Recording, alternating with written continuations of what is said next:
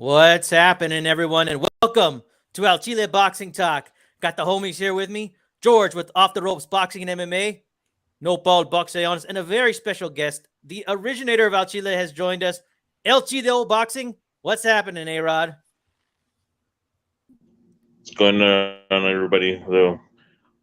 Man, we're happy to have you here. Is it What do cool? they call it? The artist informally known as A-Rod. Seriously. I hope you'll let No Paul and myself just call you A-Rod. You know what I mean? I'm hoping that's all Yeah, right. no problem, Okay, man. sweet. George, No Paul, what's happening, brothers? Good morning, guys. Good morning. Man, I'm feeling good. No Paul, how you feeling, brother? I'm kind of sad, man, because you forgot to call me the heartbeat of HCP, bro. The heartbeat of the ACP network. You know, there's a rumor that the network might get together, and well, every night I know I light a candle to hope that happens. You know, and if there's any inside information, you might hear it here first because we have two HCP originals right here. You know what I mean? No Paul and myself, so we got the inside track on all that stuff, right? You say it too. A-Rod too, I think, right? A-Rod too, I think, right? A-Rod, we got a Pretty little bit much. of background, brother. All right, I want to give a shout out to Maestro who's coming early. He says, salute to my comrades. Smash the like on entry, man. Man, he had a great mano a mano. He said a whole lot of good stuff. And then I want to give a shout out to Puro Sur Central VXO, a.k.a. Scalp Collector. All right. He's here in the house, dude. Welcome. And then we got Chauncey Pearls. What's up? Thank you so much for joining us. All right, dude. A-Rod's looking good with the vaquero cap. Well, let's get into it, man. But before we get into our show, because this is a loaded episode, we got a lot to talk about. I just want to feature what we did last week. The rescore, Canelo versus Triple G2. I want to thank everybody who came and watched that. It was an awesome episode. Thank you to D-Style for showing up. And it was an all-time record for our views. We had 2.5 thousand views, which was quite something. For it being possibly our finale of the rescore series, it was very flattering to see it take off like that for us, you know. So thank you all so much for checking that one, and it continues to increase in views. Now, there's a chance that we might do some more rescores. Like when we started El Chile, we started on A-Rod's show, and maybe the videos are still there, maybe not. A-Rod and I, El Chido, we're looking into it, and if it's not, we will circle back and take care of some of those originals, because we started off with the bang. We did some like Chavez Whitaker, De La Hoya, Trinidad, and people are kind of asking us where they're at. It's like, oh, well, we did them already, but, you know, we don't have any record of it. So there will be a record no matter what. If we have the original videos, we're going to just upload them right on here. And if not, well, the boys are going to take a look at them one more time. And I don't mind, too, because, you know, I do think George needs to take a look at that. What was it? The Chavez. No. You need to take a look at Castillo Mayweather versus. Yeah, exactly. Yeah. That's the one you need to take. Well, you need to take a look at all of them. You know, Yeah, what I mean? But that's I the would. one I You know feel which strongly another about. one? Another one I would like to look at again would be the De La Hoya and Trinidad. For some reason, I hear two sides, but I feel like the majority sides that De La Hoya won that. So I want to feel. I feel like I can officially just stamp that and go with what I originally thought, which was De La Hoya. So Right. it could be different, right? When you Well, here's the rescore. thing, and there's a difference between who you have winning and if it was a robbery. You know what I'm saying? Okay. Because I had De La Hoya winning too, but I didn't necessarily view it as a robbery. You know what I mean? But that's me. You know what I mean? It's True. all right. That's all right. No, Paul, what do you remember about that fight, man? Man, I thought it was a complete robbery. But, you know, I think A-Rod, I remember A-Rod scoring it for Trinidad. That's what I remember. Is that Not right? A-Rod. Well, we've always had different opinions, man. I'll tell you. So it's nice. I've gone against the grain a couple times. I don't remember the score, but I did remember doing the De La Hoya Whitaker. That was a good fight. That's another good one. Yes, it was. I want to give a shout out to OJ22. He says, "What's up, fellas? What's up?" A-Rod, I think we got like an echo, bro. Every time like you speak, I can kind of hear myself. I don't know if there's what's going on over there. But hey, OJ22's in the house. But dude, let's get to it, man. We got a lot to talk about. Let's start off by going to Rage on the Red Sea. Usyk versus Joshua. Well, looks like Usyk did it again and defended his unified titles, defeating Anthony Joshua by decision. Let's break down the fight. What did you like about the fight? What's your assessment on Usyk? George, start us off, brother. Yeah. It started the way I expected it. A little, them touching each other, feeling for each other's strengths again. See what Joshua was going to bring to the table. You see immediately, there was jabs, some good body work right away. You could see he was a little more patient. I'm sure you can tell that's what he worked on in the Garcia camp. And Usyk, same thing. He's a great counter fighter, and that's exactly what he did. He sat back, feinted, bobbed and weaved, good defense, and that pretty much was how like most of the fight went. I know I had Joshua winning maybe like a couple early rounds, maybe like 2 at the most, and then you could see Usyk start to pick it up, throw that left hand. I think probably right around the 4th round, you see him throw like a straight left, or even like he threw like an up jab that rocked Joshua's head back a little bit. But I would say it was a good fight. It is what I expected. My prediction with me and Julian on our show, Julian said he thought there would be a knockdown from each guy. I told him that was pretty bold and ballsy to go with that, and I respected it. And I think for me, I said I didn't think that there would be 2 knockdowns. I felt like Usyk would take it to about the 9th round, step it up a little bit, maybe even possibly drop Joshua or even stop him. But you did see him in the championship rounds. I think he felt the pressure a little bit, or he felt like he had to close the show out, and that's what champions do, and that's exactly what Usyk did. Is he he closed those last rounds out strong, really good. I was happy to see that. I mean, he said at the end of the fight, if there's no Tyson Fury, he don't want to fight. And I mean, come on, I think that's what we want to see, right? I mean, that's it. That's where that's pretty much the last guy on there. I mean, there's still other fights, of course, to be made, but Tyson Fury is the one that's winning, and we want to see the Usyk. I mean, I gave this fight a pretty good score. It was really competitive. There wasn't really too much holding, which I like to see, because when there's not much holding, you could tell there's skill involved behind it. And I knew this is what Usyk was going to do, was he was going to try to offset Joshua's timing, which he did. I think what I would have liked to seen Joshua do, maybe a couple more jabs. I think take a little bit more chances. But that's my opinion. Overall, good fight, man.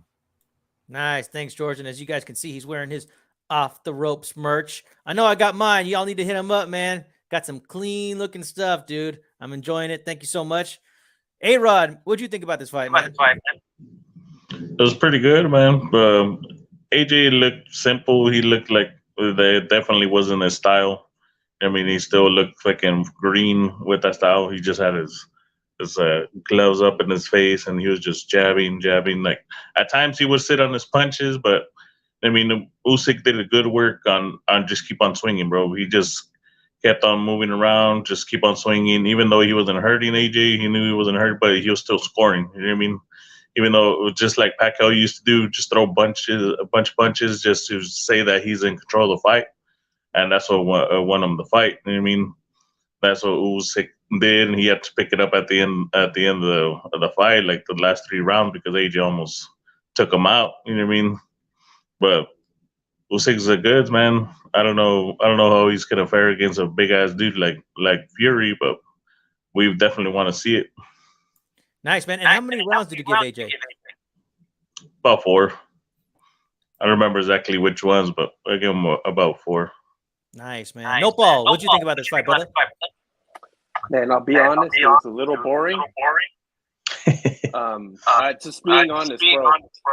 By the 6th or 7th round, I was kind of like, I was waiting for some action, and it finally happened, and it started getting good. I think I agree with A-Rod. I think the early rounds, about 4 rounds, Joshua took those rounds because neither fighter did much, but I think Joshua just did a little more, and because he has less boxing experience, we should all expect a little less out of Joshua, than we do out of Usyk.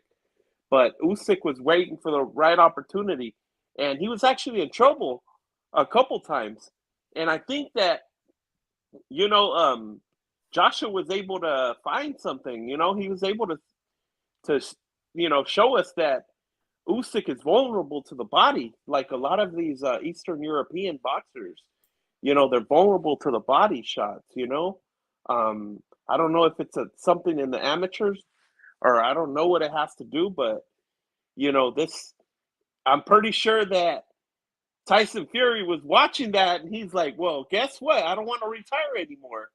And you know, like I said, I think he got about 4 rounds, and then the rest was all Usyk. And yeah, it didn't get good till the end, but it was an important fight, and No, Paul, I agree with you, man. I watched this fight, and you know what? You're the only person that I talked to, like offline or online. I thought this fight was a little boring myself. Like I watched it, and I don't know why. Because there's people who I respect, and I respect their opinions. They're saying, "Man, this was a good fight, really tactical."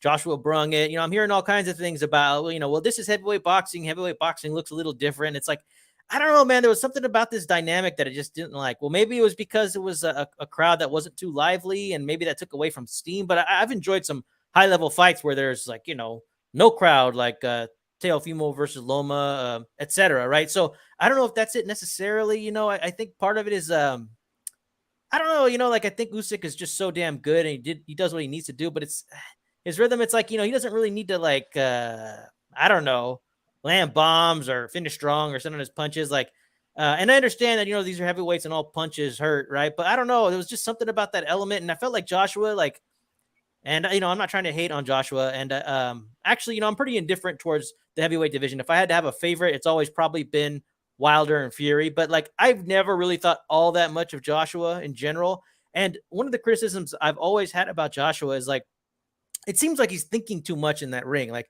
he's always kind of thinking about like what he's going to do. And he's not necessarily very instinctive. Like I feel like he's like, okay, well, I'm going to move this way now. I'm going to move that. So like he's not fluid. And I thought, well, is it just because he's a big guy, so it takes him a while to do everything, so it looks like a little delay? But it's like, I saw that in this fight too. Like he was kind of like moving his head, he's doing his thing, but like he wasn't instinctive enough, and I felt like he lacked tenacity. It's like, and we're gonna get into this here in a second. Guy was throwing a fit afterwards, but he said he was gonna bring this energy ready to bring down the heat. And he's gonna bring down the heat afterwards. You know what I mean? So I don't know, man. Like I'm really just a little upset with this. Does anybody have anything else to add about this fight in particular?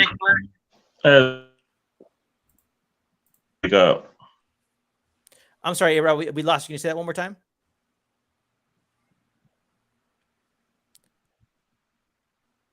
Oh, I think you're muting yourself. Let me see. Let me do that. I'm trying to. Oh, it looks like you muted yourself, brother. Can you unmute yourself? There we go.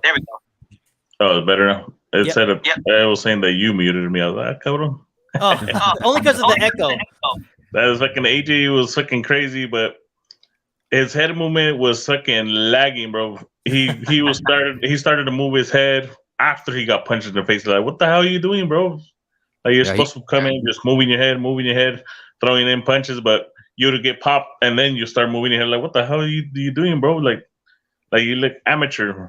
Like you need to pick it up. That's why they say that if you get a new trainer, a new style, you need to practice it first before you go up against a championship. But respect to him and respect to Garcia, you showed him a new way that kind of worked for him for a little bit. You know what I mean? Yeah, I agree, man. Definitely. I think, like I even said, I told Julian, I'm like, look, if it didn't look too bad, you can see that there was some differences there with Joshua. Still, like you said, when he got hit or when he tries to, he doesn't really take too many chances. And I mean, I think that's why you didn't get too much excitement in this heavyweight fight. Because I think if you seen him taking more chances and being okay with getting hit, I think it would be obviously a more exciting fight. I would have loved to seen him take maybe like three fights with Garcia. Like if this wasn't a rematch and he changed trainers before an Usyk fight, maybe he had this issue before, and you've seen him maybe 3 fights with Robert Garcia, it probably would work for him a little bit more. I mean, I see something different there. I mean, I hate to see guys jump trainer to trainer. I mean, hopefully he tries to stick it out with Garcia and maybe, later on down the line, something big could happen for him. Yeah, and for me, that is the question. Was Garcia even actually his head trainer? Because in the corner, I didn't really hear him giving him any advice, He was just like an assistant. So that's the real question. But I did think that Garcia, had a little impact and, I don't think he was, but I don't think he was giving him the advice in the corner like the head trainer, because I'm pretty sure he would have told him to take more risks. Because there were at a certain moment he had Usyk in trouble a couple times. Yeah. You know, That's true, man. I thought the same thing. He was like the second in command there. I guess Fernandez was the other trainer. That was the same thing I'm thinking. I'm like, I'm not really hearing Garcia give any advice or get it in his face. We seen Garcia do it. hey, and props to the Zone for finally not putting freaking commercials on this, because the other fights, man, what the heck? You can't even hear what they're saying in the corner, bro. Oh yeah, these are great points, and that's something else I wanted to add to that is I had listened to a Robert Garcia interview, and he kind of said before the fight, like, oh, I'm going to make him do stuff he doesn't want to do, and later on he started saying, well, Joshua's not necessarily doing all the things that I say that he needs to do when he's training, and I think that he just got relegated to one of the entourage type. I'm Anthony Joshua. I'm in charge. These are my people, but they work for me. Like kind of attitude, like. And I think, we saw that a little bit more, especially like in this post-fight little squabble that we're about to check out. Like Anthony Joshua, he's a strange guy, but, and he's also he does this whole like, oh, I'm a sponge, I get information from everyone, and it's like, well, you got to listen to one person. You can't just keep like thinking about like, what, and then not have a game plan and not execute. Like I said, like he wants all this information, but like I said, I don't think he thinks instinctively himself very well. That's just my opinion. And I don't know, man, like, maybe you should have listened to Garcia a bit more or let him speak more. Like, I feel like Robert got delegated to what PETA does in the corner. You know what I mean? Pretty sad. Well, I do want to talk about this outburst that happened, but before I do, I want to give a shout out to JC, who's in the house. Thanks for joining us, brother. And he says, working and listening, salute to los chingones del Pano. That's right, man. And JC, as you can see, we got the originator of El Chile. We got A-Rod here, man. So we're having a good ass time with that. But dude, I want to talk about this outburst because it's kind of gone viral. The decision was read. AJ, he got a little pissed off, started walking around, started throwing like these aggressive fist bumps at the Ukrainian team. He had to get restrained by his corner for a little while before he walked out of the ring, was shaken in grief, right? Came back into the ring, hijacked the mic, started talking about how he's not a 12-round fighter. And then he's like, oh, how did I beat you? How did I beat you? Skills, takes a flag, hijacks the whole moment. A lot of people are talking about this. I want to know what you guys think about it. Let's start with you, A-Rod. Did you see this, and what do you think about it? Yeah, it's a little bit funny because anybody that gets a rematch and you think that you improved in your game, bro, you're gonna get pissed that whenever you hear the score and say, "Man, I fucking lost this fight." You know it yourself, so you don't want to hear shit. You know what I mean? Like, shut the hell up. Because even backstage, I seen that somebody told him, "Hey, you need to keep it professional." And he's like, "Who the fuck you think you're talking to?" You try to get crazy with somebody back there too. But man, it's just something that happens to people, bro. If they think that they're to the top of the world and they lose twice to the same guy, they're gonna get pissed, bro. Oh yeah, George, what you think about this outburst? Yeah, definitely, man. I see that was, he was rematch, like you say, Rod. It's he thought he improved. He thought he brought in the right team for it. Passionate. I mean, mental. I'm sure there's a little bit of mental behind there. I mean, you got to be pretty crazy to get in the ring to begin with. But yeah, it's just I think he if he had his team should have got behind him. There was one video I seen on Twitter where the guy was saying, you didn't see Joshua's team back there trying to stop him. You didn't see Garcia. You didn't see anybody try to calm him down. I get it. He's passionate. He's pretty pissed off. He lost to the guy twice, which he thought he could have beat him in the rematch. I mean, shit, dude. I mean, I don't know. I think it was pretty ridiculous. It did take away from Usyk's moment. You can see Usyk in the background, like, dude, hurry the fuck up. Like, come on. Go on, it's time. You lost. Oh, definitely. Usyk was not amused, man.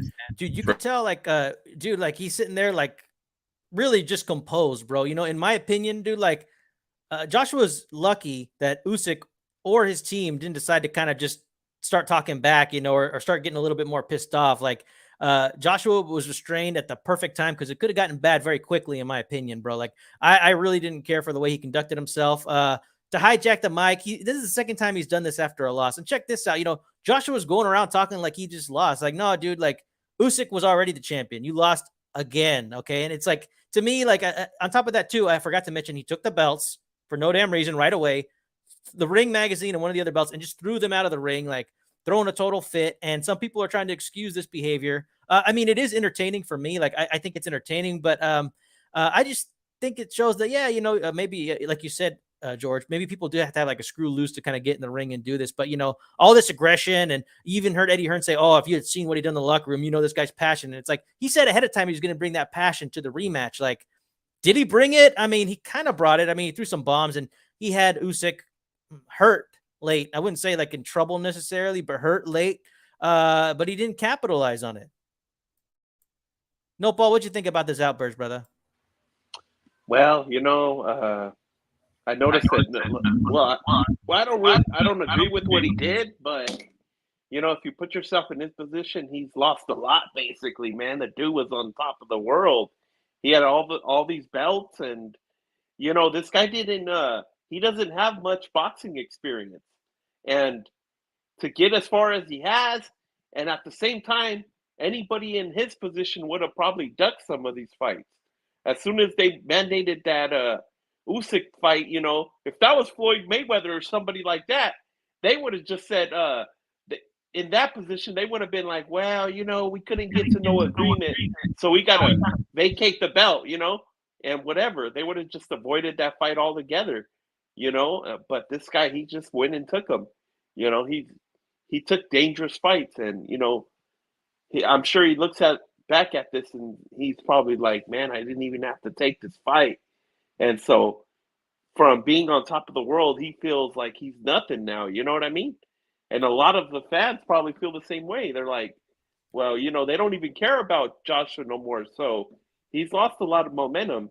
And, these guys, they got a lot of shit they deal with. And, this is the era of mental health, bro, where you got all these people, everybody saying that they suffer from some kind of mental health issue.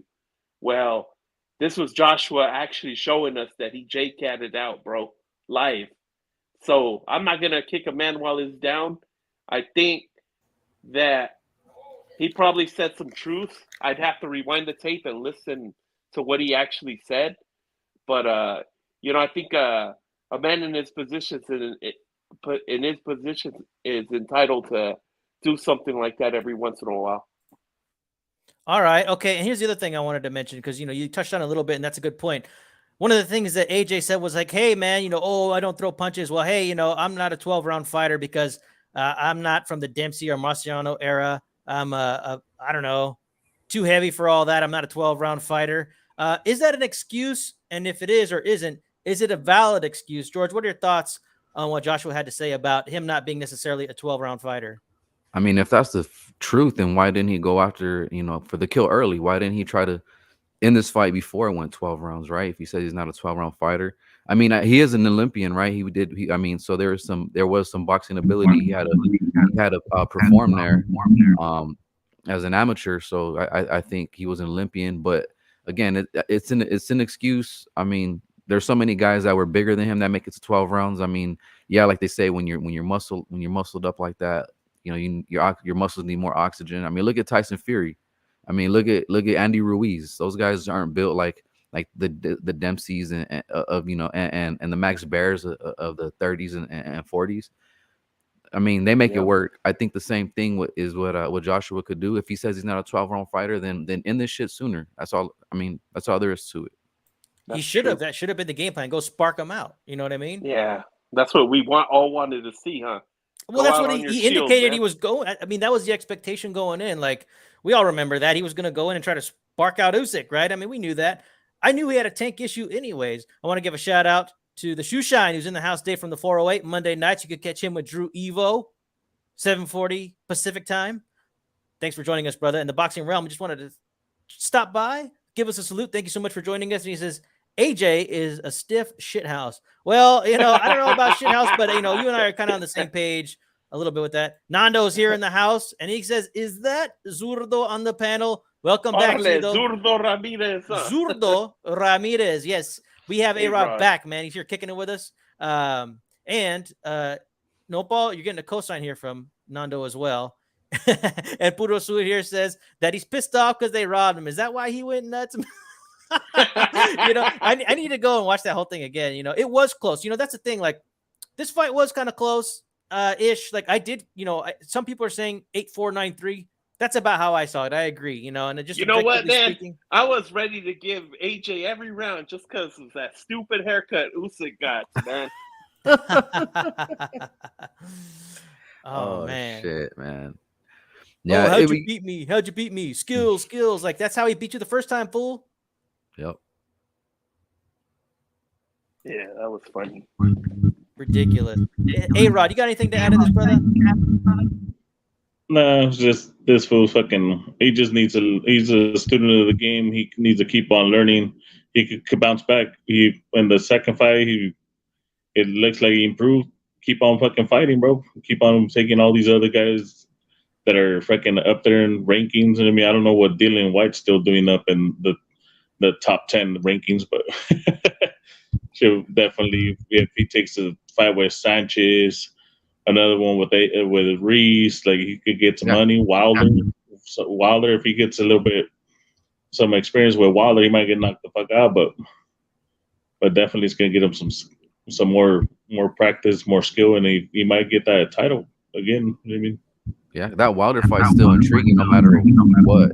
I think that's a fight everybody's been asking for, right? For like the last couple of years. But look what's happened to Joshua. He fights Ruiz, he loses to Ruiz. He has to rematch. I think he gets like another win in between. Fights Usyk, loses to Usyk, gets the rematch. And while that's happening, Wilder's fighting, and he had a trilogy with Tyson Fury. So that fight was supposed to be like the mega heavyweight fight. I mean, it's still intriguing to me. I think, it could be a 50-50. Wilder just needs to land one good shot. Joshua will try to stick to the outside. I mean, they both got stamina issues, so that's why I think it'd be it's still up in the air who would win for me. And who's that gas tank's gonna make them? Whose gas tank is gonna help them get to the end? Oh yeah, hey man, we're gonna talk about it. So Usyk moves on with his 3 belts, and all of a sudden, Tyson Fury says he's willing to come out of retirement as long as they got a half billy waiting for him, some serious cash to go undisputed, and he's putting a time frame on it too. He says you got about a week to do it, to give me my money, to get a contract with some cash. This is a very hot conversation that started right away. George, I want to know your thoughts on this potential fight. Who do you see as the man currently? Who do you think would win this fight? And do you think it's going to pop off? I mean, this is Tyson Fury's 15th time retiring. So, I mean, I knew it was all bullshit. I mean, of course, he's sitting there watching this fight, seeing what's going to happen. He obviously sees Usyk. I mean, I'm sure he was licking his chops for no matter who wins this fight because, he's Tyson Fury. He knows he could beat Joshua. I believe he could beat Joshua. Usyk, it'd be a little bit more of a challenging fight because Usyk can move, but I mean, Fury is a big boy. So he's going to use his size like he did against Wilder. I mean, it might be a kind of a boring fight. I don't know. I still don't know who would win this one. I mean, I don't know. I would really like to say Usyk, but I mean, it wouldn't surprise me Fury just because, he, again, his body, the way he just uses his body, his size. He's a good puncher. I mean, you like him or not, I mean, he's pretty skilled for being a big boy at the heavyweights. But all along, I knew he wasn't going to retire. I knew he was going to sit and wait. I think if Joshua would have won, I mean, he'd probably be a little more happier. I think that's more of an easier fight than the Usyk fight. So that's all I got, man.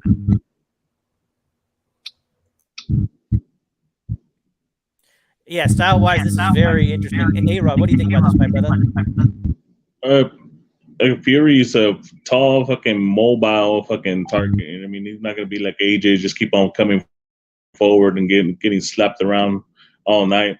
This dude's gonna move around the ring. He's gonna fucking grapple him, like Lisa was saying yesterday. I mean, you gotta, if Usyk can get smart and get somebody to get a ref that's not gonna let him be wrestling him around the ring, he might have a chance at this fucking fight. You know what I mean? Because, like they say, the big boy's gonna fucking sit on you, bro, if you don't watch out. This fool's got legs, he's got upper body movement. and he just got that long ass reach. Fucking dude just throws it from the bottom like a broomstick, just wah. You know what I mean? He's gonna be trying to jab him all away all night, and now we know that he knows how to throw a punch. You know what I mean? He knocked out Wilder, and he's actually landing his punches with power now, and not like before to where he was winning fights just little jabs here and there, and his punches didn't look like they were hurting anybody at all. But now we know he got that knockout power. So right now, just because of Usyk's skill and not ability to not give up, you know what I mean? He's got that Mexican style. Fernando Vargas, you're gonna have to kill me before you fucking jump out of this fucking ring.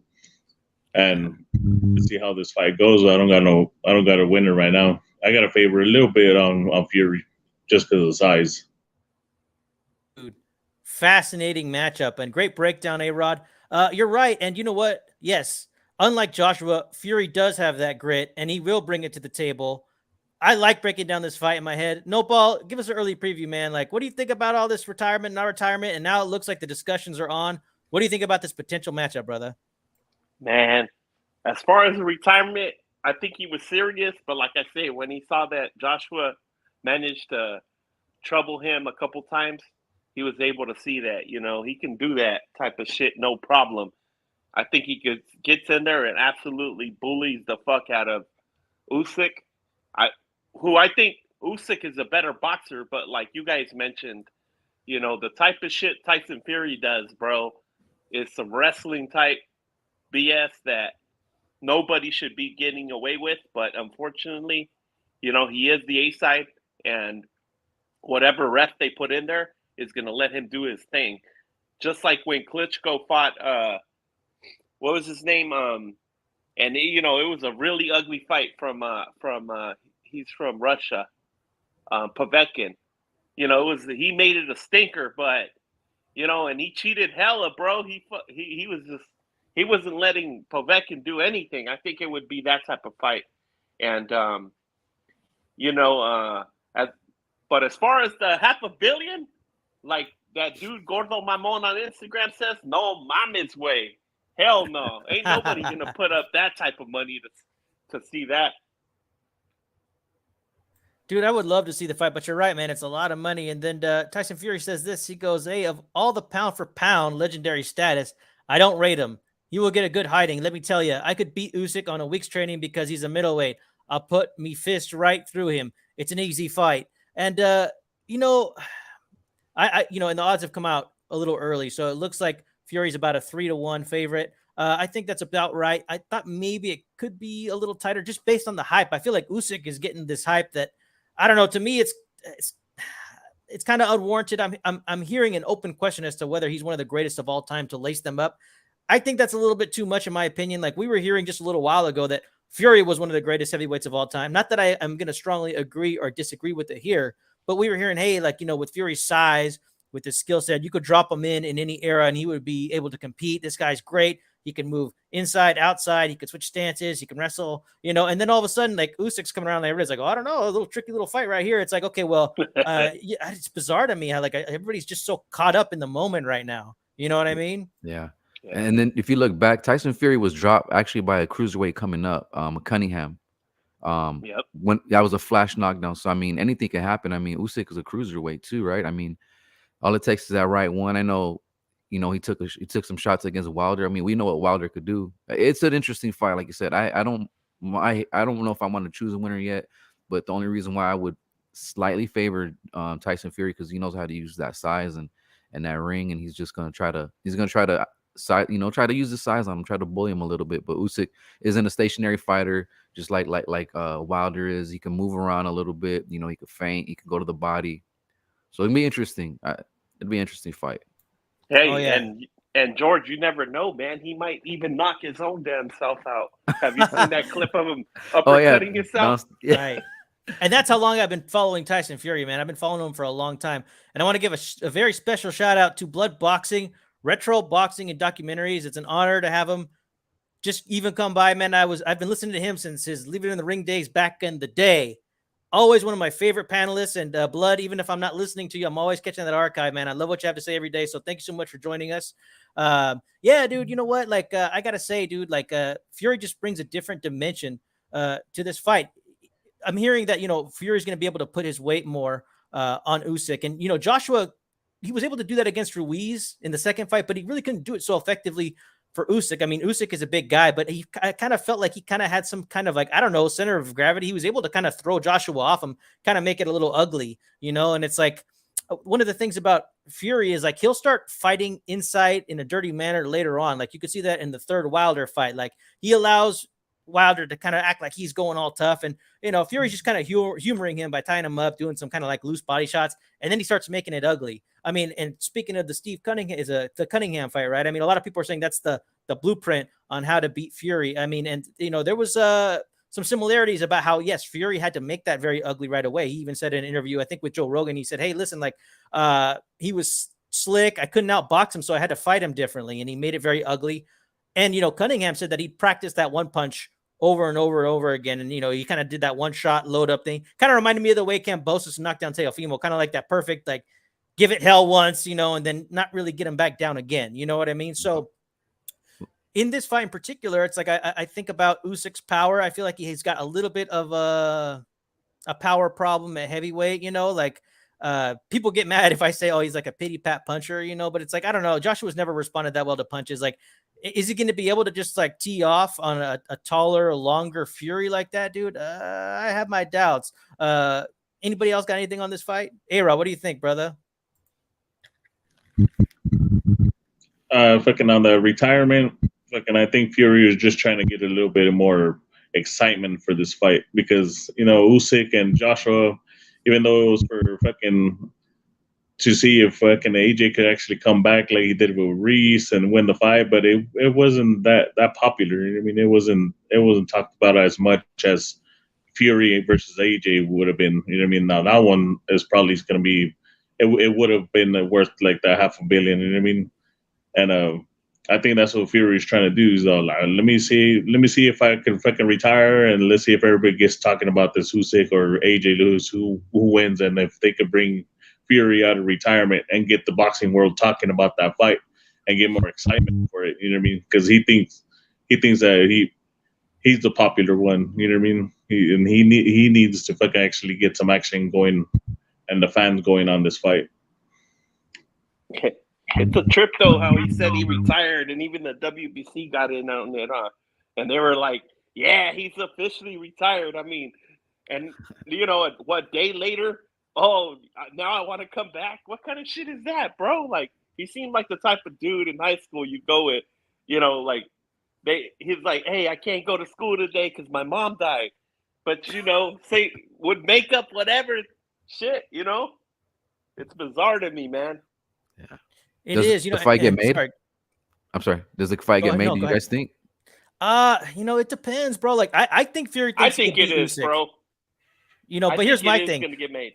This is a point that, Fury's making, and I agree with him. He goes, not exactly, he's starting to get into troll mode, which I don't mind, but the essence of what he's saying here, I agree with. He goes, this Alex Usyk guy, he needs the legendary Gypsy King. I don't need him. I've done what I've done. I'm a legend in the game. He needs me. Some foreigner who no one can say his name. Now, as far as the foreigner and can't say his name, I don't agree with that. But as far as the whole, like, he needs me, I don't need him.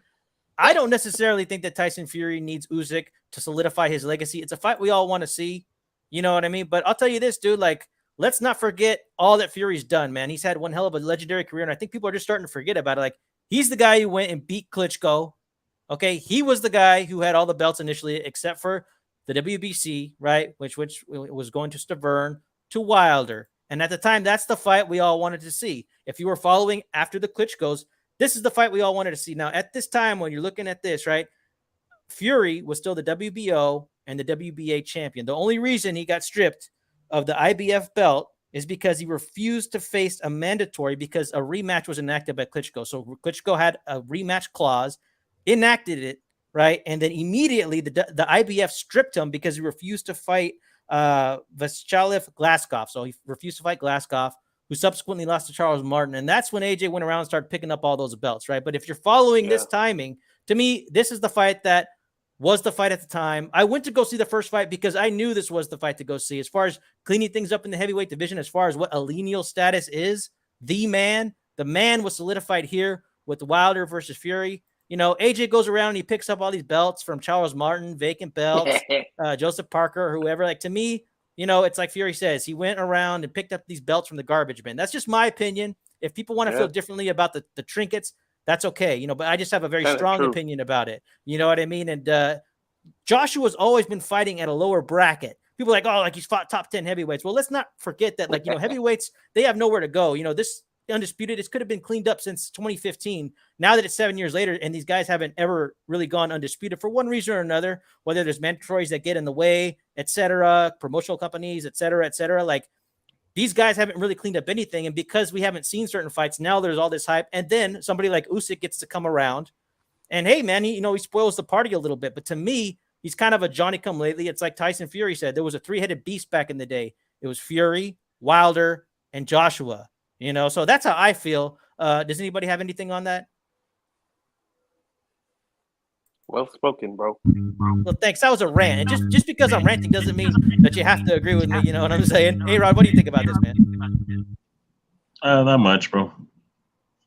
I was going to say get off the soapbox, man. But in this case, I'll say get on the soapbox.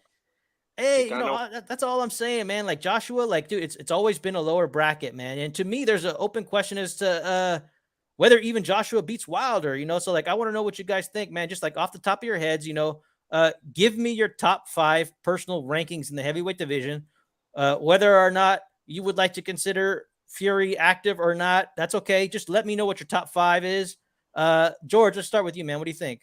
All right. I mean, I would have to say Tyson Fury won. I mean, Usyk, like you said, he kind of spoiled the game a little bit. Yes, Wilder, Joshua, and Fury were the three-headed beasts a couple years back. I mean, obviously, eras change. I would have to put Usyk 2 just because of that.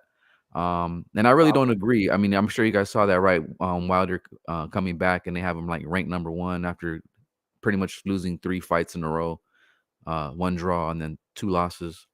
And I would, and 3, I think I would, man, I would probably put, I'd probably put Joshua just, you know, over Wilder, and then Wilder would be 4. 5, it's a toss-up because you have some new guys, right? You have like a Joe Joyce. I mean, if you want to still have Andy Ruiz, you still have Frank Sanchez in there. Michael Hunter's another young heavyweight champion. So I think 5 is kind of like an honorable mention. I think I would probably just go with Ruiz because he's mixed it up with pretty much with Joshua, and he kind of spoiled things too. So I would have Ruiz 5. Very nice. Thank you, George. And Nando here says that he hopes that folks appreciate this era of heavyweights. Talented, charismatic, top tier, with a bunch of spoilers always lurking. Nopal, how do you have it, man? I think I go with Fury 1, Usyk 2, Wilder 3, and then I don't have a 4th spot because I do agree with what George just said. It's hard to, I know he said he doesn't have a 5th spot, but, I don't have a 4th spot because, I would like to put Reese there, but damn, he's so inactive. And then his last fight, he looked like absolute dog shit. So, I can't put him in that spot. And I can't say that he's better than I'd have to, I actually thought that, the rematch with him and Joshua, I didn't really give Joshua credit for winning that because of the way that he cherry picked that win, I don't think that he did good enough to actually, say that avenges the knockout loss. But, so I don't got a 4th spot, basically. I just got the top 3 right there. Hey, that's fair enough. What do you think, A-Rod? I mean, I would say that AJ still, because I don't see that many people beating him other than the top 3, which is AJ, Wilder, and Usyk. I mean, Fury, looking at Wilder and Usyk. is it going to be a tough matchup? I think he still gets him. Probably Sanchez might be able to take him out. So I gotta pick Frank Sanchez to be one of the top guys because he's coming up there. I would have thought Efek Jagba would have been able to get there, but Frank Sanchez came in and surprised everybody and took that fool out. You know what I mean? And I think the future for the heavyweights might be the Baby Miller, and I gotta put my boy from the 559 Torres in there. You know what I mean? He might surprise us all. Dude, I love it. Nice outside picks, man. That was very, very good. Good perspective. Nando here also mentions Big Baby Miller. Like that kind of slipped my mind a little bit. When I was formulating my top 5, I have Tyson Fury number 1 until he's retired for at least a year. The guy fought in April, hasn't even been a full 6 months. So yeah, to me, he's still number 1 until he has absolutely no titles. But even if he comes back, when he decides to come back, I'll have him ranked number 1. I got Usyk number 2. Right, Usyk is definitely number 2, no doubt about it. He's the next guy to see, just like there always is. If you clean up a division, there's always a next guy to see. Okay, and I think that's Usyk. Usyk's number 2. I think that Wilder, I have him personally ranked number 3, followed by Joshua, and then I was gonna have some kind of dark horse pick for number 5. You could really go anywhere with it. Some people were thinking Joe Joyce, and that crossed my mind. For some reason, I've always had an eye, and this is gonna sound weird. Like I've had an eye on Otto Wallin. Like I thought he did pretty good against Fury, and I understand that, hey, Fury changed things up since then. But, I've liked his performances. I think Otto Wallin's a very good heavyweight, pretty impressive to me. So that's probably my top 5.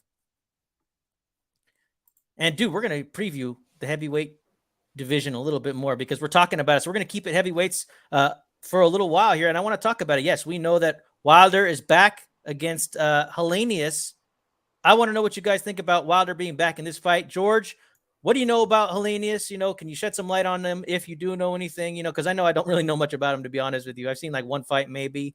And how happy are you that the Bronze Bomber is back? Yeah, for sure. Okay. Yeah, I'm pretty excited about this one. Honestly, pay-per-view, of course, I think that's probably the biggest, or that's probably the only criticism I have actually for this card. I mean, they announced Caleb Plant versus Durrell as the co-main event. So we want to see what Caleb Plant is doing after the Canelo. Durrell has a good knockout win on that actual same card. Wilder, I mean, I've been a fan. I guess my thing for him is just, of course, getting by. He's a heavyweight. He gets by with just his power. I mean, there's some skill obviously there, but I mean, if you have a person like a Tyson Fury, Luis Ortiz gave him problems twice. I'm sure there's another fight I can't really think of offhand, but it's always been his stamina. It's always been his boxing skill, and not his ability, but his basics are pretty off. He does everything not fundamental. He's very telegraphic with his right hand.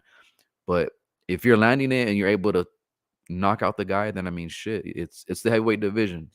If you have some kind of skill, you're gonna do just fine as long as you got that power to back it up, like Wilder does.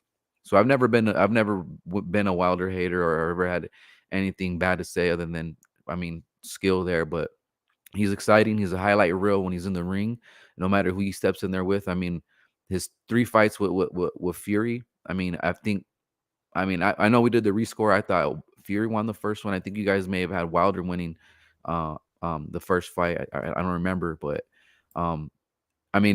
again, he was getting outboxed. He was getting outworked. He lands that one shot, fucking makes the fight exciting again.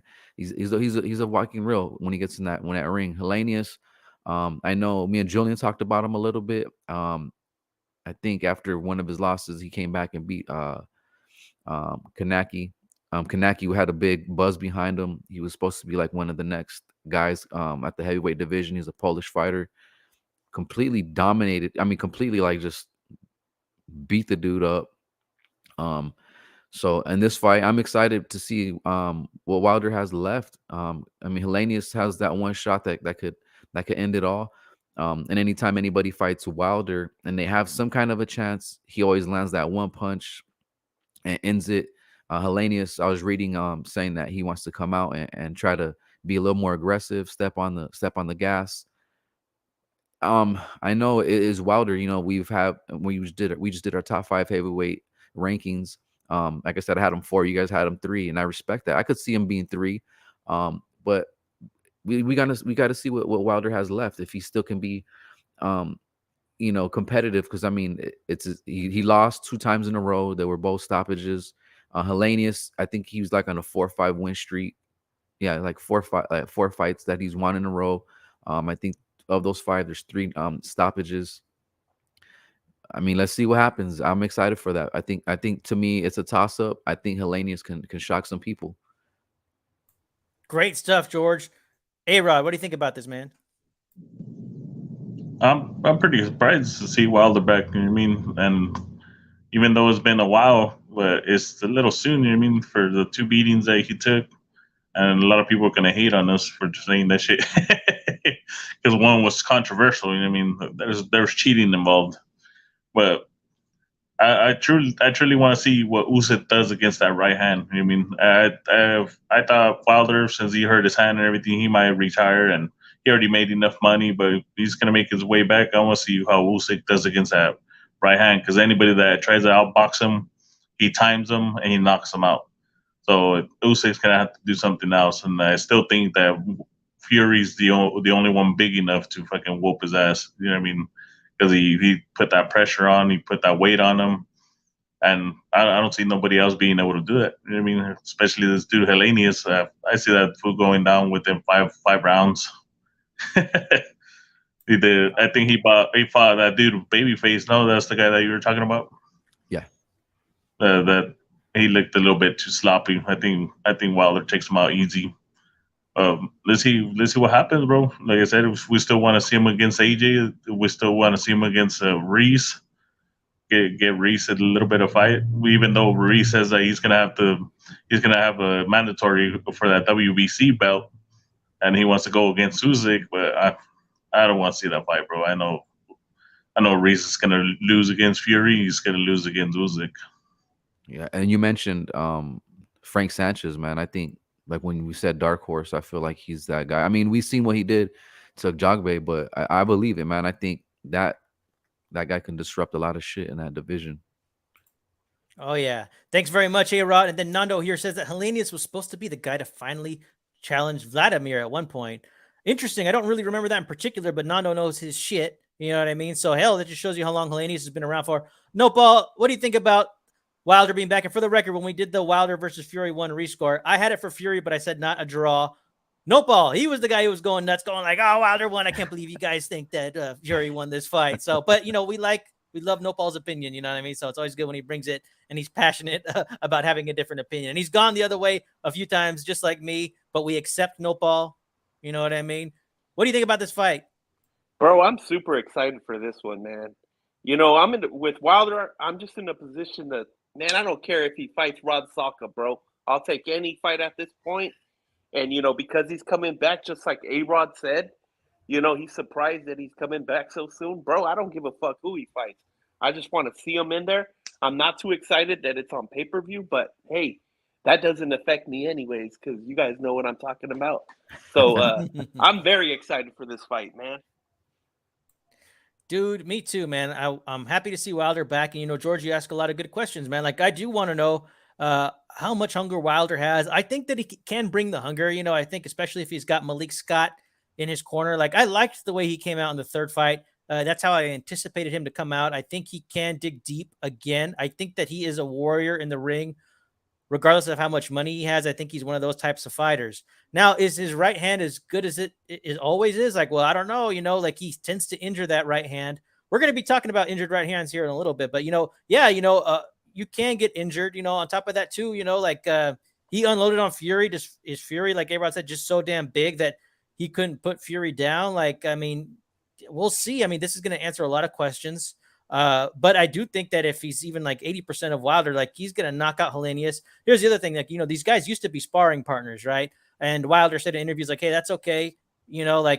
Friends can fight. And it's true, man. Like, one of the things about us going back and checking out these fights of the year is like, yeah, dude, a lot of friends who are in the industry, they do throw down. It's got historical precedent. You know, it's only recently where people can kind of use it as a weird excuse to not get in the ring with each other. Happens all the time, right? And so, I mean, these guys are, you know, I'm sure they're friendly with each other, but it's going to be business. Now, I happen to think that the Wilder versus Malik Scott, and they were much more friends at the time, was a little funky, okay? I watched that fight. All I could do is, you know, call it like I see it. If I was going to call any like modern, like, you know, fixed fight, I'd have to say that was the one, man. It seemed a little too telegraphed, a little too coordinated, and Malik Scott went down like a bag of whatever, and he barely got touched. Very bizarre to me. So, but I don't think that's necessarily going to happen here. I don't think they need to tell Helenius, like, you know, you need to, in this round, I'm not saying that happened for sure with Wilder, but I'm not concerned about it with this particular fight. Anybody got anything else on that before we wrap it up? Yeah, I think, like I said, Helenius has a puncher's chance because we've seen obviously Wilder hurt. But I mean, like I said, I wouldn't be surprised if Helenius is the win. But I agree with A-Rod, man. I say if I think Wilder can get him out in 5. Timing. A-Rod, any final thoughts on this one, brother? No, I was surprised. Like when Opal said that it's pay-per-view. You know, we love Wilder for fucking giving us pay-per-view, but at the same time, when he fought Brazil, he said, "Nah, you know what? I don't want the fans to fucking waste their money on this fight. I don't think it's a pay-per-view fight, so I want to put it on regular TV." And we love them for that. You know what I mean? He should have done the same shit for this one, but he might be needing some cash. Yeah, that one fight you just mentioned, that was like a 2-second fight. As soon as they get in there, boom, knockout. Give me my $60 pay-per-view. Oh, you said that one was free, huh? Yeah, it was on TV. Oh, and pretty soon, dude, all these heavyweights, like even Joshua, like, you know, but like Fury, Wilder, you know, even Usyk, he's not young. He's in his mid-30s. Like, this era is going to end kind of quickly for the heavyweight division. So I'm glad that we get Wilder back for just a little while. Nando here says, is the PBC finally going to feel pressure to cross the street for the AJ fight? Ruiz fight doesn't get me excited. That's a great question, man. And we're going to preview that right now, man, because yes, we are going to do an early preview on Ruiz versus Ortiz. Now, we haven't discussed this fight, but it has been made official. So we're going to talk about it. Let's put it up on the screen. And George, let us know what you think about this fight. We haven't really discussed it, so I want to know your take on this fight being made. We're a couple weeks out. What do you think about this fight? I mean, it's kind of like both guys are trying to get back. It's kind of like a crossroads fight for both of these guys. They've been in the division a little long. You know, they both faced somebody in the top 5. You know, Wilder or AJ. So we know what they've done against these guys. So it's a crossroads fight for me. Ortiz is obviously, we don't know how old he is. He says he's, I think, like early 40s, but he can be like a 58-year-old dude, you know. The crow eyes and the, you know, whatever. Anyways, but it's I don't know, man. It's kind of a toss-up fight. I feel like, I know this is Ruiz trying to get back on the saddle again and trying to get back into the contention with the heavyweights. I mean, he didn't look that great against Areola. Yeah, against Areola. He got dropped by Areola. I mean, he said, I mean, we thought, did he lose too much weight? I think he even said in an interview that he's not trying to lose too much weight for this fight. He doesn't want to get down too much. So maybe that might benefit him here in his Luis Ortiz fight. But if Ortiz isn't as aged going into this fight, I could see Ortiz, you know, boxing pretty good from the outside. I don't think anybody will get. I'll take that back. If anybody gets stopped in this fight, I feel like Ruiz can stop Ortiz. But if I'm gonna go with my prediction, I think Ortiz can go, you know, take this 12 rounds and win a decision. All right. So you are calling the upset, it looks like, if you're going with Ortiz, because it looks here like Ruiz is a negative 250 favorite, right? So you can get a little bit more than 2 to 1, almost 2 to 1 on your money if you pick Ortiz to win. All right. So very nice. A-Rod, what do you think about this fight, man? Pretty good fight. I think Ortiz is still a dangerous fighter, bro. He's got a punch. He's got a boxing ability, and he showed it before with Wilder and stuff. But he's been out for a little bit. You know what I mean? Even though that clothesline that we seen a while back that he did on that one fighter, but you know, that dude has some power, bro. I think both of them have the ability to knock each other out. We might see some knockdowns, hopefully. You know what I mean? Even though it's not an exciting fight want to watch. But I've been calling for this fight for a while. I mean, I've been wanting to watch this fight. Two big boys, and Andy. I think Andy's doing the right thing to where, yeah, he can't lose too much weight. You know what I mean? That's where he made the mistake. Chris Arreola showed it, and just like Chris Arreola, he was on his way out. Ortiz is on his way out. They might bring in their A game, bro. They might bring in the last show to be able to fucking get out of the game, and he might fucking want to fucking take Reese out, bro. Damn, I like that, A-Rod. Thank you. So, no, Paul, this looks like another pay-per-view that you won't be paying for. But what do you think about this fight, man? I kind of like it, but at the same time, with Ortiz, you got an old dude. I don't know. People say he's about 45. I personally think he's probably like 41 or 42, but he's just trying to get the paydays left, whatever he can get now. And this is, a pretty good fight on paper, but then, I don't really take Andy Reese too serious. So for me, this is a test for Andy Reese, and if his preparation and all that, if he does all that good, then he could probably get on my good graces again, man. But for now, I'll just, I'm sleeping with one eye open on this one. We'll see what happens, bro. But, still happy to see this fight, some good entertainment. Dude, I agree with you. I agree with all you guys. You all touched on a lot of things that I wanted to say, but you're right, man. Ruiz, I've always kind of kept an eye on him. I'll be honest, before he beat Joshua in that huge upset, like I really didn't think all that much of him. Like I watched him kind of come up. Like I said, it's a long story, but I was rolling with Areola back in the day. So the idea of like a fat Mexican, maybe doing something like, I don't know, heavyweight, it just wasn't something I was so into. And on top of that too, he did seem kind of, I wouldn't call him inactive, but it didn't seem like he was on this hot streak. And then all of a sudden, he gets that Joshua fight. But, a lot of people thought that he was robbed against Parker. Well, I don't know if they call it a robbery, but a lot of people think that Ruiz won that fight. I don't think he won that fight, but that's just me. Like I thought it was a close fight, but I don't know. I think his career has always been appropriate to what he's put into the ring. Now, we all remember the scenario of Ruiz versus Areola. Everybody thought, okay, well, hey, I don't have the odds in front of me, but they were fucking ridiculously wide, okay? And people were trying to justify like, hey, well, hey, Areola always brings it. But Areola was already shot like 5 fights before that, like shot, And so I was a little surprised how Ruiz looked. To me, he didn't look great. He got put down. And, hey, we questioned his hunger, right? No pun intended, because this guy, he won the championship against Joshua, then gets a bit fat, right? And then he just kind of mails it in.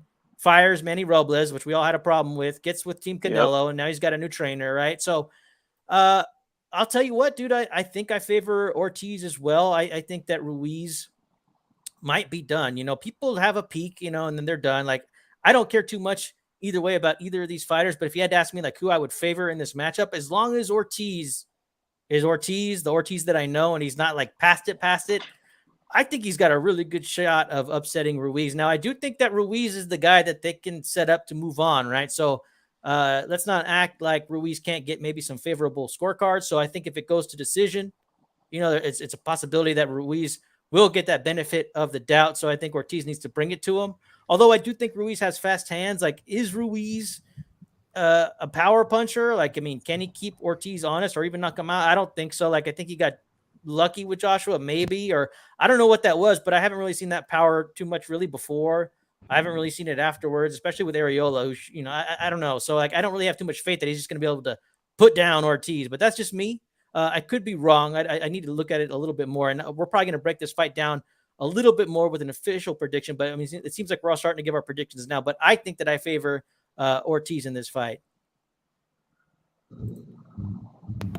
Hey, Rod, you got anything on that, brother?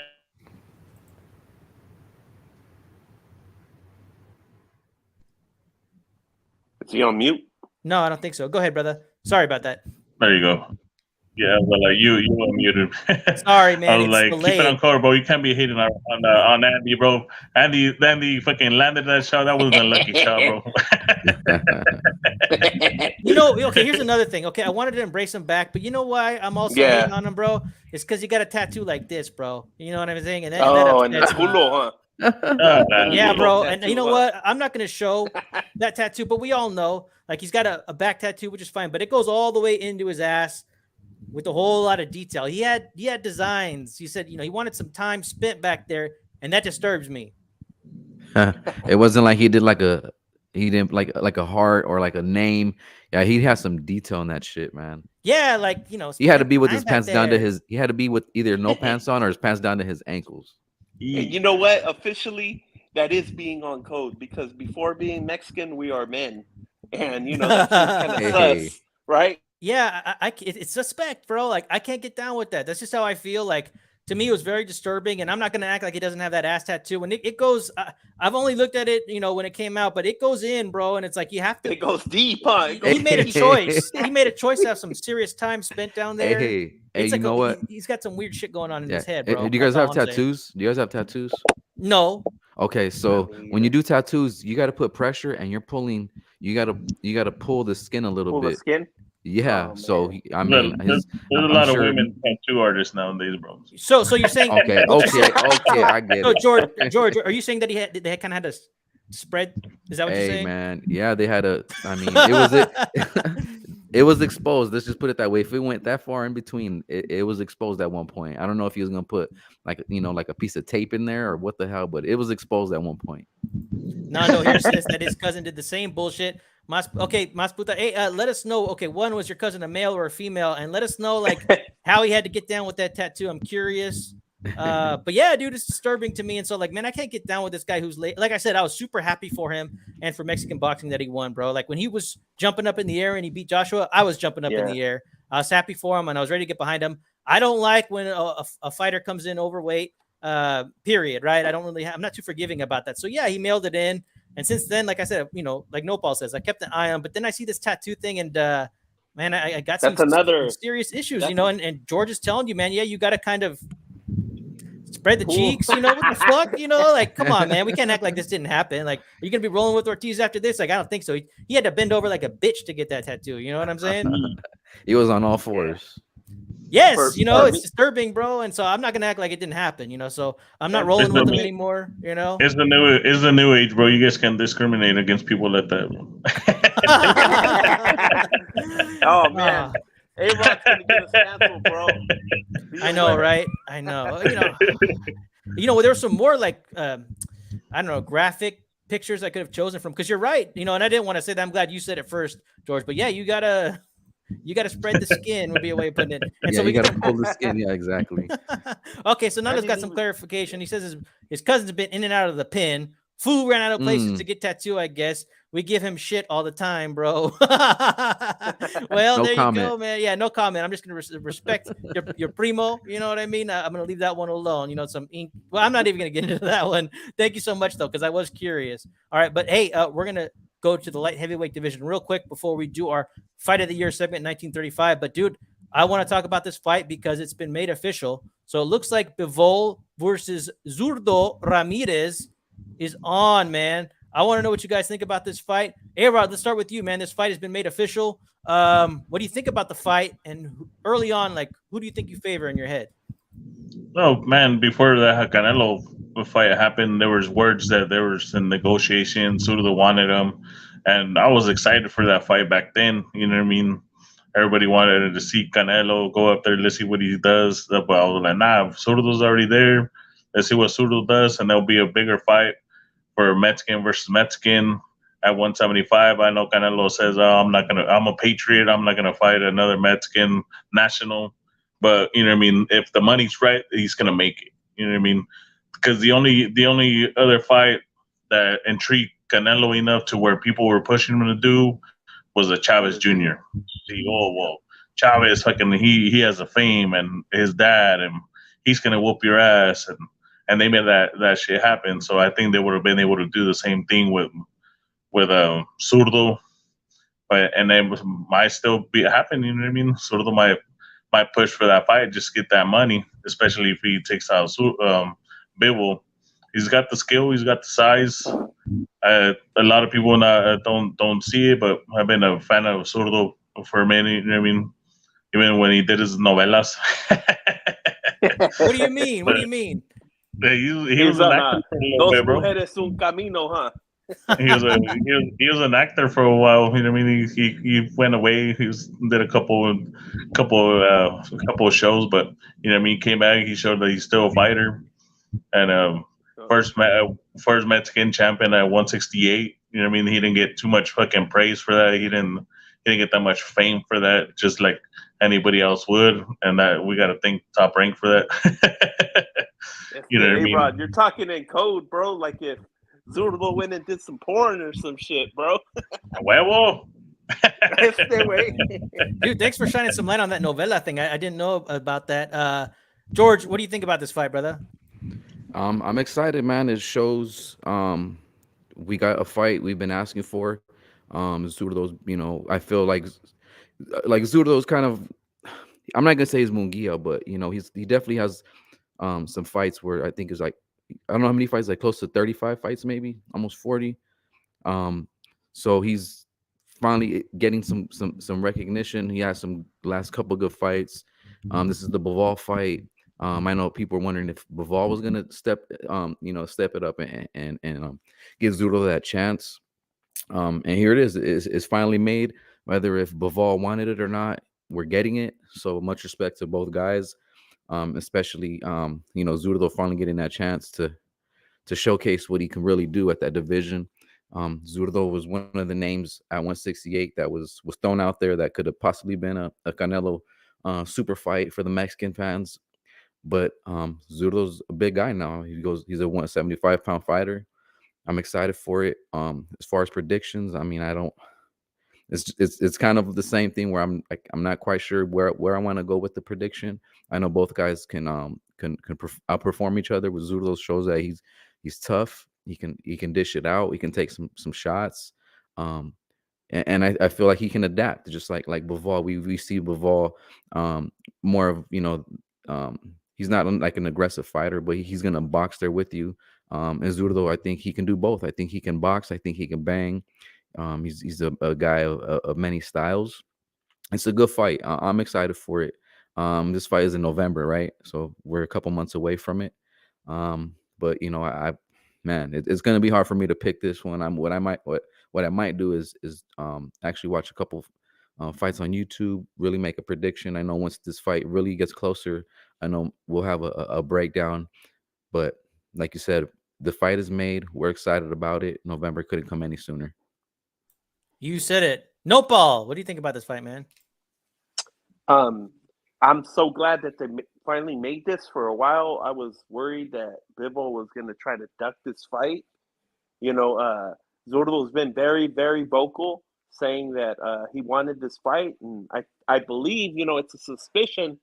I believe that part of his reason to really want this fight is I think that he gave Bivol some pretty good work, in sparring. But, I don't think that necessarily means that he can beat him, even if he beat him in sparring, because we know that fighters, they often try to, they're practicing for one set of skill set when they spar guys. So if Bivol was fighting Zurdo on the inside, just on the inside in the sparring sessions, and Zurdo was able to get the better of Bivol, that I don't think that's enough, because that doesn't guarantee you that he's going to even try to fight Zurdo on the inside. So I don't think that that's enough for Zurdo to say that he can beat him. But it's a great fight, and I want to see it. And I'm happy that Golden Boy and them were able to pressure Bivol into accepting this fight, and I'm happy that it's made, and I'm excited for this fight. Nice, man. I want to give a shout out to El Guapo Grinder. Welcome, man. And he says, I like Zurdo, but his defense is terrible for a guy like Bivol. Well, the fun thing about this fight is you get to say Zurdo and you can just say Dimitri, right? So I don't know if the Russians always roll their R's too, but I'm having a good time with it. Philly Irish is here, and he says he sees Nopal still didn't want his face showed. Hey, man, well, maybe if you pay, maybe cash app us, we'll get Nopal's face up on the screen. I gotta do it. OnlyFans, bro, for my face, Holmes. Welcome, Philly Irish. Yeah, but I'm glad that Zurdo is finally getting some kind of big notable fight. Like, if you ask me, like, he's kind of just always been around. Like, okay, yes, this guy was a former world champion, and he's got like a huge undefeated record. and he kind of shows up with his hat like A-Rod over here, and he smiles, and he's got like this Mexican flag that he can't even iron, right? And I'm like, what is this? So it's like he doesn't really have that much of a crowd from what I've seen. He doesn't really garner that many people to show up at his fights. I've always just wanted him to kind of go in there and fight somebody notable so we could see what we got. I do think that he pivots pretty well for a big guy. I mean, it's kind of slow, but he has different angles in which he comes in. Although, with somebody like Bivol, I think Bivol is going to be able to handle that in particular. Although we do know that Philly Irish has said that Zurdo has this one. I got to break down this fight a little bit more and maybe look at Ramirez's film, like just with other fighters. But I mean, off the top of my head, I would say that Bivol is the best light heavyweight currently until, it's a open discussion whether it's him or better be. But I think Zurdo will be an underdog, rightly so. To me, when I break down this fight, it'll be a little bit more like if Zurdo has a chance and how. I mean, could he knock out Bivol? Like, I don't know. I mean, these are good questions. Like George said, I do think the guy's tough. Yeah. I think Bivol has the toughness to be able to take punches. We might see a back and forth. Hopefully, we were wanting the Canelo to do, do that back and forth like Pacquiao and fucking Morales and Pacquiao versus fucking anybody. These dudes need to fucking actually, if somebody fucking punches, you got to punch back. Just go at it. Especially if you're not going to be able to get them off of you. And Bivol doesn't really have that European style to where he cuts to the sides. Like fucking Usyk and Loma. He kind of steps back like the American style. He hops back in. So Zurdo has good timing towards the body. He does a lot of body work. He likes going to the body. He likes going back upstairs. So he's gonna have a hard time trying to block all those shots. Because Canelo kind of did get a little bit predictable on the same punches that he throws all the time: arm, head, body, arm, head, body. You know what I mean? So it was kind of easy for him to actually try to time him on each time that he threw anything. Good call. And, I don't know if you said this specifically, but you're right, man. Like, Zurdo's going to have to be punching back. And there were times where, like, I wanted Canelo just to go Mexican style and start throwing back, and he didn't for whatever reason, right? Even though his defense was excellent. Like, yeah, he needed to be throwing back. Yeah, and he needed to throw more jabs, more straight rights. And I think Zurdo can do that while being longer. Maybe could take the shots better. I'm not so. There's a lot of ways to look at it. Nando here says that the friendly boxing media and hipsters already hedging with that weight bully bullshit. Yeah, I hear you there. And El Guapo Grinder says Zurdo does have size 6'3", 210. And Zurdo basically fights like an amateur. We'll see about that. I do kind of feel like he's kind of I kind of know what you're saying with that. And on top of that too, like he's supposed to have like this very high profile kind of like new hipster trainer, right? I mean, he's like I don't know if that guy's like Filipino or what, like kind of got that I'm not trying to be disrespectful, but like maybe like a Pacific Islander look, but I know he's got certain fighters in the stable, so he's kind of got that crop of fighters, so we'll see. Like I said, I'm excited that he's getting thrown in. Let's see what we got, I'm happy with that. Anybody else got any final thoughts on this before we move on to our next segment? All right. Well, A-Rod, I want to thank you so much for joining us, man. It was a real pleasure having you here. You always have an open seat. So if you're free, we know you're on the road, you know what I mean? But if you happen to be home, bro, and you got some time, let me know, brother, and we'll just drop that link for you. You can come kick it with us. All right, man. Appreciate it. George, Nopal, ahí nos vemos, locos. Gracias, bro. Check you out, A-Rod. Like Zurdo, and nos vemos. All right. Adios. That was A-Rod, El Chido Boxing. You can find him around. We know him as A-Rod, but if you'll find him around as El Chido BXN. But we're going to get into our Fight of the Year segment, one of our favorite new segments, a series. We're going to get right into it. 1935. We watched the Fight of the Year, 1935. Max Baer versus Joe Louis. It took place in Yankee Stadium. And this is the first time that we've seen Joe Louis in our Fight of the Year segment. And it's my great honor to introduce him to you all if you don't know him already. Like, I'm barely learning about him, and I'm already like super impressed about this guy. This guy is known as the Brown Bomber from Alabama by way of Detroit. Now, he is widely regarded as one of the greatest and most influential boxers of all time. And he went amateur at 17, and he did really well right away. Very prolific. Won the Golden Gloves, Detroit area, novice division.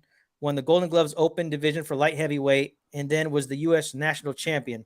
Then he went pro at 20, right? And he was just carving people up. We're talking like just tons of fights right away, like month after month. Very impressive stuff, okay? And I want to be very respectful about this. It's just a lot of stuff that I read, so just take it for what it's worth. I did look at different sources, but this is all just what I've read about, okay? So this comes at a time, where it's an era of severe anti-Black repression, okay? Now, we didn't have any film on Jack Johnson having any fight of the years, but he'll be the first heavyweight champion since Jack Johnson. Now, Jack Johnson was very controversial at the time, and after that, it limited a lot of opportunities for Black fighters. And so, there was this effort to really, by Joe Louis's handlers, to create a very good public image of him. He even had rules that he had to abide by, such as you can't take any pictures with white women, don't gloat over a fallen opponent, never engage in any fixed fights. Now, that's something else that I thought was really interesting.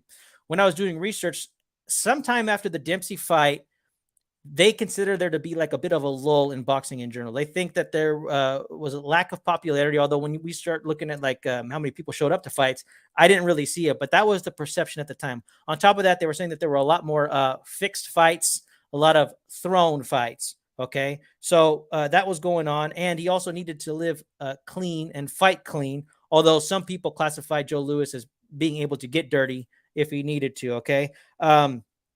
He was working his way towards some kind of path towards the heavyweight title, and he ended up fighting a Primo Carnera, who was a former heavyweight champion, KO'd him, and that led to him fighting Max Baer. Now, we've seen Max Baer before. Last time we saw him, he beat Schmeling, okay? Now, for those who don't remember, Baer had literally a lethal right hand, okay? And he was only 26 when this fight happened, but he lost to James Braddock. Now, you guys might know him from Cinderella Man with, what's his name?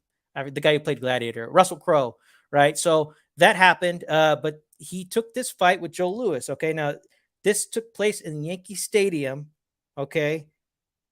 84,000 people were there, including possibly 9,000 more people, and there were 1,000 police on hand, okay? Now, leading into this fight, and it's just important to note this, it looks like Baer had a hand injury.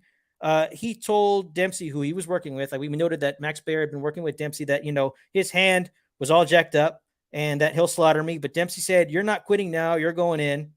And he insisted on extra padding in the gloves that they were going to wear. And then Joe Louis said, "Give him whatever he wants. That's all right. Give him whatever he wants." So the fight happened, right? It was highly anticipated. Everybody was there. Jack Johnson, who I mentioned earlier, was there. Jack Dempsey, of course, was working with Baer. Gene Tunney was there. So a lot of legends, as well as a lot of, and remember at the time, it's not like there were flights, international flights. So there was a lot of like local status there. So we're talking big time governors, big time mayors, again, all coming in to see this fight at Yankee Stadium.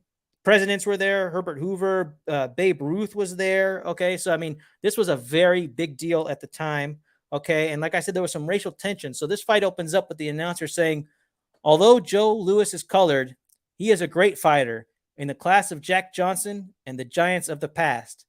American sportsmanship without regard to race, creed, or color is the talk of the world. Behave like gentlemen, whoever wins." And we ended up getting what was the 1935 fight of the year. This was one hell of a good one. Ends in the 4th round. George, what did you think of this fight, man? Or no, Paul. What did you think of this? Oh, sorry. Looks like we got George. Go ahead, brother. Okay, yeah, man. I mean, the breakdown on the background of Joe Louis, great stuff. I try to look into some stuff. I mean, I guess I'm missing some of the websites. I love the facts there. I did read that after this fight, I think he became like the first noted African American heavyweight hero or something like that. I may be wrong, but I saw that was in there. But this was a great fight, man. And you can see with time, styles come in, styles go. I really enjoy Joe Louis' style, even though none of us were born, or even our parents were born at this time. But just based off this fight, like I went down kind of a rabbit hole, looking at some of Joe Louis' highlights that are on YouTube. And man, I just want to say I'm really impressed. I would say when people ask, who are my favorite fighters, like I'll be glad to say, even though I wasn't around, that I got to see Joe Lewis's highlights on YouTube, and just his style. He's patient, and you've seen that's what he did in the first round. He's patient. He won that round. Great jab, great right hand. He's good with his footwork, and what stood out to me the most about Joe Lewis is he was always in position with his footwork to be able to land a punch and to be out of the way of Max Baer. And you saw that, and then you see, of course, the second round. I felt like it was more of a little bit of a toss-up round, but still Joe Lewis doing what Joe Lewis does best: jab, good footwork, a straight right hand. Third round begins, and Joe Lewis, again, patient. He's not like you're aggressive, trying to go out there to knock the guy's head off. But you see what he does as soon as he gets you hurt. You see him combinate, his combinations, drop Max Baer twice there at the end of the third round. He got saved by the bell. The fourth round comes, and instead of jumping on him like really immediately or aggressively, or like how you would want him to be with the pressure, he still was patient behind the jab in the right hand, and then finally got him, knocked him down. Referee pretty much stopped the count after 8. Joe Lewis, great fight, man. This is I'm starting to see the fight of the years that we're doing now. There's sound, there's commentating, which is good. It's not so much like sketchy or bouncy with the camera view. It's more, it's pretty sturdy. Yes, it's black and white, but hey, I just actually real quick, I just saw American Psycho for the first time, the black and white version. So I guess it's either my age or I'm in appreciating not just color but black and white TV as well. And this is cool, man, with the 1935 black and white fight of Joe Lewis and Max Baer. Oh man, yeah. You know what? Great stuff, George. Great breakdown. And how would you rate this fight as an entertainment fight? 4 rounds, man. I want to say out of a A through F, I'm going to give it an A. Oh man, well said. Nopal, what do you think about this fight, brother? Well, I wasn't able to find no info on it, but I want to thank you, man, for giving us that beautiful insight into this fight, all that info. And the little part where you said he went in with a broken hand, Max Baer, that sucks, bro, because, what can you do with a broken hand? Maybe, was it his left hand or his right hand, Chicano? I think you're on mute. Yeah, his right hand, his moneymaker punch. Oh, okay.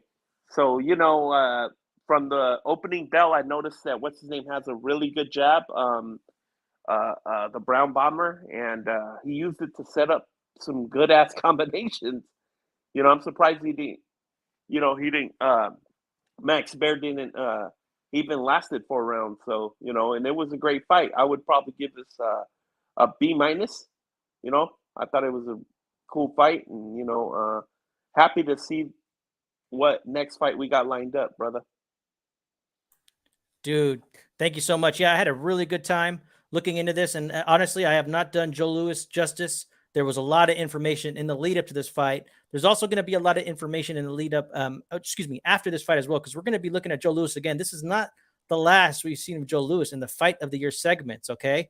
Now, this is going to be the last that we see of Max Baer, who went on to fight for just a little while afterwards. But, it seems like he lived a full life. He went and he was an actor. He had a family.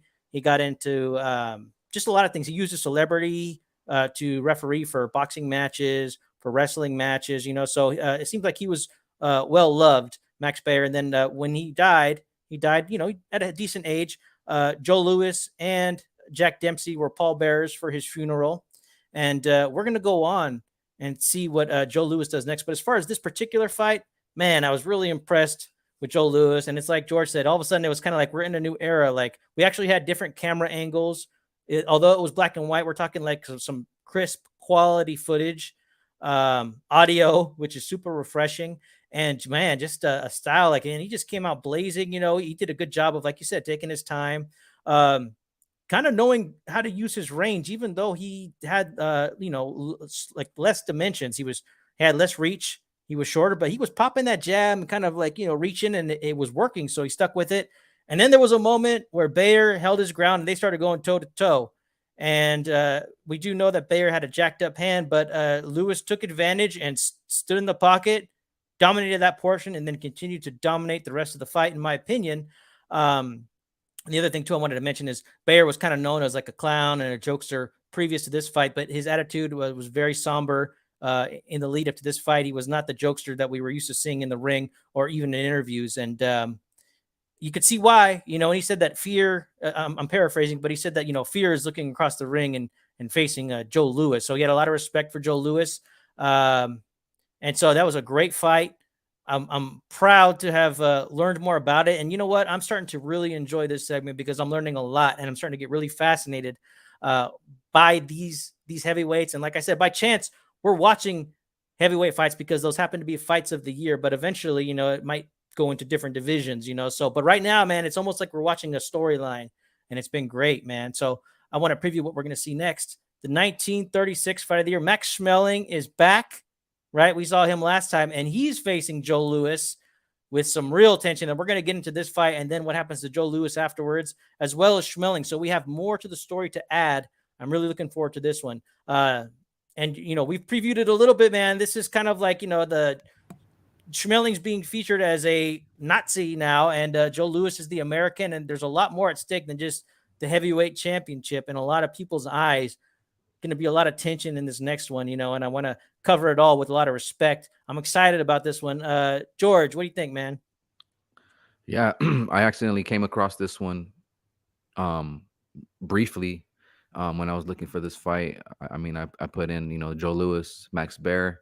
For some reason, I clicked the Schmeling fight, and I saw some of the stuff too. Like you said, there was the like they almost made this fight to be out like a movie, right? Like you get like the drama behind it. Like you said, the Nazi, you have the Joe Louis, an American hero. I think he comes back from the military, correct? I think I may be wrong.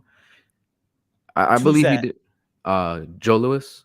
I'd have to look a little bit into that. Yeah, I didn't see I would any have to type too. Yeah, I thought I we'll saw look into something that. like that. That's what I said. I know I saw something with him joining the military. Like there was like a moment where he didn't fight for I think a few years or whatever it was. But I gotta look back into that and of course fact check myself. But I'm excited for this. Does that say 1956? 36. Okay. Wow. Okay. 36. Just 1 so year later, I was way man. off. Yeah, I was way off there. But no, again, it's a good fight, man. It's Joe Louis. I ran through a couple of things with Joe Louis, and this one's going to be a good one too. I'm looking forward to it. We're going to have a complete story because their rematch is not fight of the year, but that kind of concludes their rivalry or their story with each other. So we're going to make sure we get a lot of detail in with this next one. Nopal, what do you think, man? I'm excited, man. This is going to be, I know there's a lot more info on this one, so I'll be down to look that up. And yeah, we kind of spoke about Max Schmeling on the last one, and his history with the Nazis and all that stuff. And, we also spoke about how the media and the media in their effort to sell fights, how they sometimes make up their own story. And I'll be interested to chime in on this one, man. Excited. Oh, yeah, me too. Well, hey, man, this was one hell of a fun episode. I want to thank everybody who came and kicked it with us. It was a great time. Nice to have A-Rod back to join us, George, Nopal, any final thoughts on this fine day before we sign off? No, it's good to get into some heavyweight discussion, man. All right. Totally. I just wanted to thank our viewers, man, for having our backs and, giving us those views that we so desperately need, brother.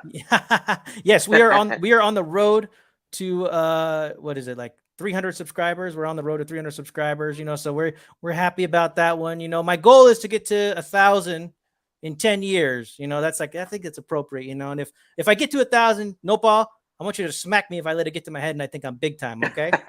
Yeah, I sure will, bro. And our audience doesn't know, but we're all secretly ballers over here. So, when we start getting a little bit more, we're gonna hook our loyal subscribers up with some goodies.